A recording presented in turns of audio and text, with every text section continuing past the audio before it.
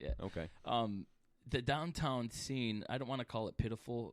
Why is it pitiful? Not because of the bars. I don't think the bars has anything to do with it. Well, but you travel a lot for your job. So you are in and out of a lot of bars, a lot of clubs.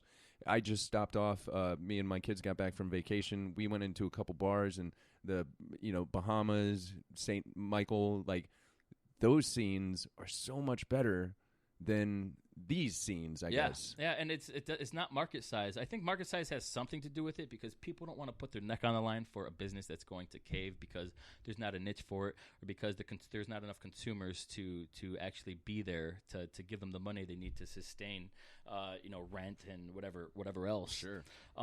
Liquor license alone is expensive as shit. Yeah, I beg to differ though. If somebody were to go out there and just try and give us a niche like downtown tacos. And I should probably keep that on the low for my Govia taco truck. or ramen noodles. Did you know that the biggest trending restaurant in Chicago right now is ramen? No. They're popping up like nothing. Like ramen noodle restaurants. Okay. But that's just an example, You would think that wouldn't be a healthy alternative to, noodles are high in I don't know, whatever's bad for you. Yeah. Whatever the case, health is a big issue. Because as you see, I'm a big man. I like to eat.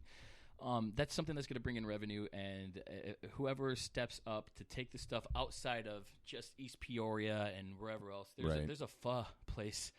I love saying pho. What is pho? Pho? What is that? Pho. Pho. It's like noodly. That's the name of the restaurant? No, pho is the name of the noodles. The name of the noodle? Yeah. Pho? Okay, I did not know that. FHO. FHO, okay. Willie just learned something. FHO. And he's way more well-traveled than I am. I don't know. You've been to way more places and countries than me, sir, so you should look it up. Yeah, no idea. But I do think that you're right. We need something downtown. I mean, I just remember that there was a time where it was fun to be down there. And even besides that, well, just like think about the fact that we're parents. Right. When I notice this the most is when I'm trying to make plans for myself and my kids, and what is there to do out here? You have the museum, which is kind of cool. Once you do that once, you wait. Our city. Do you even want to know how much they spent on that thing? Mm-mm. I bet you if we take the numbers of how much they spent on that, it will take literally our whole lifetime for them to even make money. Make it. And that's me. I don't know shit about that. I know nothing about that. And neither do you probably. No. But it takes common sense to realize, we're probably not going to pay this off anytime soon. Right. Yeah. The riverfront, I do like the riverfront. I love it. I'm obsessed. I mean, it's great. And that's part of what keeps me here. Our riverfront is thriving. One of my favorite skylines to look at is the Peoria skyline, believe it or not. Just coming in. It's all bunched together, So there's shorter skyscrapers. Sure. But it's so beautiful to see. But the argument of Peorians is when you go in there, there's fucking nothing there. There's nothing to do. There's nothing to do. We have the Rivermen, and one of my favorite things to do is like Bradley basketball. Okay. But the Chiefs baseball park is gorgeous. Oh, Chiefs Stadium. That's the one of the greatest things to do in Peoria right now. Right. And Rocky Vanakin's a great friend of mine, and he's definitely standing up for the city. But there just needs to be more development and more things popping up. One of my stances would be to give these grants. There are grants out there. There are grants that you could get from the city to start your own business. They want people to start businesses. No one knows. That's not a priority. That's why people don't know. Okay. So again, and after this, I definitely want to run for mayor. Okay. Whether I get 500 likes or not. You're going to do it anyway. Yes, Good. absolutely. I've had exposure to a lot of people throughout my career. Good and bad have happened, but through it all, I've maintained positive intentions. And Peoria, my daughter lives here, and I have a lot of great friends here that I've made. And radio is great, but as I don't know if you knew this, but it's a conflict of interest to be an on-air personality in media and also be in a public. In public office? Yes. It is. It's a conflict of interest. Yes, absolutely. Okay. You cannot have control of the media. But you can still social media the hell out of it. Social media. You could appear on media, but you can't actually be an actual host on the radio per se. Okay. Because they're afraid of you pitching your agenda all the time. Exactly. Okay, Exactly. That's like Nazi shit. Yeah. Okay. And welcome back. By the way, I think what we're doing with this town is shit. Yeah. Okay. I can see that. Exactly. That's like pretty much. And let's be serious. We really don't look that deep in it. They say, "Oh, politics are already in control of media." Right. But this is to a smaller degree. Politics are in charge of it because they make money. This has nothing to do with money. I have nothing to. I don't even know what the mayor makes here. You know. Yeah. But it's still a conflict of interest. Okay. And when you think about it. Well, let me ask you that. How did you get into radio? Because I have noticed that you started in New York.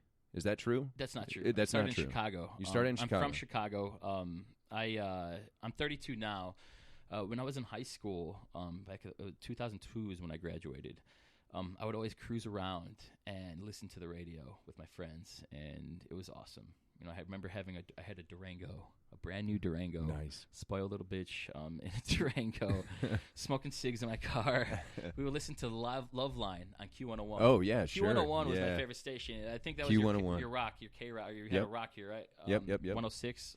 Well, 105.7. Yeah. I think was their sister state or something. Yeah. 105.7? Was that it? That was 106.1 maybe. I have no clue.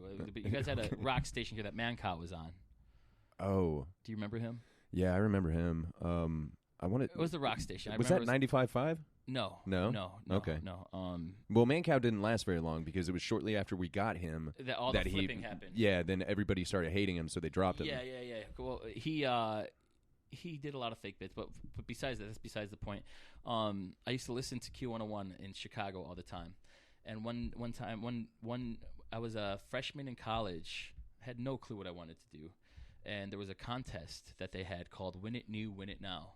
What you did is you submitted what you wanted your prize to be. It could be anything. You go to the website and you fill it out and you submit it. And if they say your name on the radio, you win the prize that you chose. Okay. I chose to be on the air for a day. Just fucking sitting. I remember I was sitting in the computer lab because computers were as easily accessible at this point. You know? So you're in a computer lab. Right. You know, I didn't have my MacBook. Yeah. You don't have an iPhone to check every push notification. Exactly. So I submit this, and I remember I'm sitting at this time. By the time that happened, I brought up the Durango, but I'm sitting in a Sebring. I had a Sebring convertible, and I'm sitting in the McDonald's parking lot eating a McChicken. McChickens had just came out or something, you know. Okay, big deal, big time. Yeah. Or like when they first started the dollar menu, kind of. Oh, thing, okay, you know? Gotcha. So I had a McChicken. I remember, and I keep throwing things back. This is how well I remember this. My Nextel, I hear a bloop bloop. Do you remember the Nextel, the walkie-talkie phones? Yeah. Did you have a two-way pager? Yeah, no, that's before, way before that. But so I had a Nextel, and I hear a bloop bloop like Govia. And they called me Govia back in the day. Govia, they just said your name on the radio. Call. And I'm like, in my head, I'm like, trying to think. What? And in the back of my head, I'm like, but then I remember that I submitted it. I don't know what's going on. So I call, and it goes right through. Not busy at all. Goes right through. They pick up. They're like, is this John Govia? I'm like, yes. They're like, you have won $101. And you're going to be on the air for a day. Blah, blah, blah. And I'm like, oh, my God, are you serious?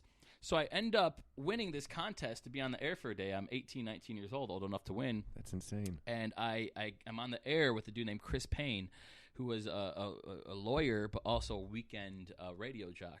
Okay. And I'm not going to get into complete detail of what we did there because if I want to run for mayor, then anybody listen to this. But it was fun as fuck, dude. It was like one of the most exhilarating experiences. I was pretty popular in high school or whatever, so all my friends were listening.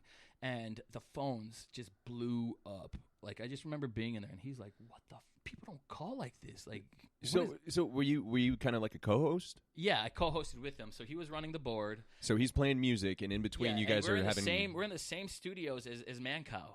Okay. So I'm a kid, like a fangirling, but also, and the night before, I just remember I could not sleep. I was a nervous wreck. And I never took my Adderalls up until that point, honestly. I was like so nervous. I don't know why. Because I didn't sleep. So it just ended up being the coolest thing. And I'm like, this is what I want to do. Like all my friends were calling and he would go to the phones. There were 10 lines, each one of them blowing up the whole shift. Wow. That's when I knew, I'm like, this is what I want to do. So I end up looking at schools, thinking about where to go. Columbia College popped up. And Columbia is a school that I went to. I went there for a semester. It's expensive as shit. Oh, and then I realize I'm not gonna be able to get an internship until 2 years in. They don't. You can't just go to Columbia College and get an internship out of the gate. It's sure. not. It's and rightfully so. It's a 4-year school. So then I started to dig deeper while I'm going to Columbia. I'm like, this sucks. I'm not going to wait. I'm ready. Let's go. Like, fuck this. Right. So Illinois Center for Broadcasting was what it was called at the time. It's a technical school. It's a 1-year program, and you go there. They give you hands-on training. You get an internship within 3 months of being there. Okay. Now today it's called Illinois Media School. It's in Denver. It's in Ohio. It's in downtown Chicago now. They have storefront studios now, and that's fast forwarding. At my time, though, it was not that glamorous. You know, we had studios, but in TV studios, it was cool, but it was like 1980 shit. We got all the recycled stuff from whatever TV studios. I got you. But I was able to, and what's effed up is like, I had a really hard time in my life. Like, I lost my best friend. I lost the guy that I considered a dad. I was just in a rut, and it was time to look for internships. And the point of me going there was to get an internship faster. Sure. And I find myself, everyone has internships. I hadn't sent in one fucking application, and I'm like, what is going on with me? I don't know what I'm doing. Whatever. What is going on? So I sent in an application to Kiss FM in Chicago. And this is actually my first time telling the story publicly, but I sent in an application to Kiss FM in Chicago for promotions or whatever because it was on the list of stuff, and they called me back. I got the internship. I sent in one application. Now, how long is the internship? The internship is a 3-month program usually, and then from there, legally, they can't make you work for free, and these internships are for college, so they are unpaid internships when you do radio. Sure. So typically, you do your 3 months. They decide whether they want to keep you or not, and then you're out the door. Okay. So I'm there a month or two, just doing promotions, folding T-shirts, going to events, no radio shit. And this dude named Mark Allen, he goes by the name of Tic Tac, who today is my mentor, the guy that has taken me everywhere. He's the type of guy, he came from Detroit. He was in Philly, Detroit, Pittsburgh, Dallas, major markets. And then he comes to Chicago. And I just remember hearing him, and I'm like, who is this guy? He replaced somebody else, and I was like, who is he? He's the type of guy that takes interns and takes talent out of them. He's the type of guy who likes to play off of someone. He likes somebody in the studio with them. He wants interns because he would send interns out on the streets, make them do stupid stuff. He would, play off of them. If when you're like Mancow got found out from making up stories, right? He was just too obvious about it. It's right. Like, that shit's not like you're waterboarding yourself, really. Like, come on. Right. Right. Like, he just took it too far. Okay. But it's a normal practice in radio. So the thing is, if you're making up stories, you can only say so much shit about yourself for people to believe. So if you have other people there that are also able to tell stories, then you could say, hey, this is the bit, or you have other people to play off of. Okay. So long story short, he comes into the promotions office. I'm literally folding T-shirts. He was like, hey, I need somebody to do traffic. Anybody? And I'm like, I'll do it. Wow. So I go in to do traffic. Chicago, Illinois. Number 3 market in the world, in the country. Sure. And remember, I'm from this town. People are listening, and I'm scared as shit.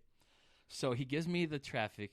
I do the traffic, and I completely blow it. No. I sucked. It was like the worst. Stuttering? Was it? It just sucked. I don't know what I was trying to do. I was trying to have energy. And when it's done, I knew that it sucked. But then I look at him. I was like, "How was it?" He's like, "That was terrible. It was the worst traffic report I've ever heard." But he says, "You're more than welcome to come in here whenever you want, though." Oh, and nice. Like, really, cool, whatever.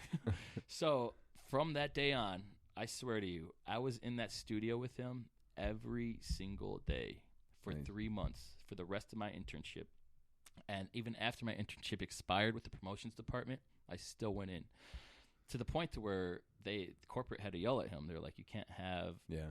We have to put him on the payroll or whatever. But that's like it took them a month or two to find out that I was even still coming. Yeah. Right. But every single day I was in there, and then finally I'm about to get hired on as his producer.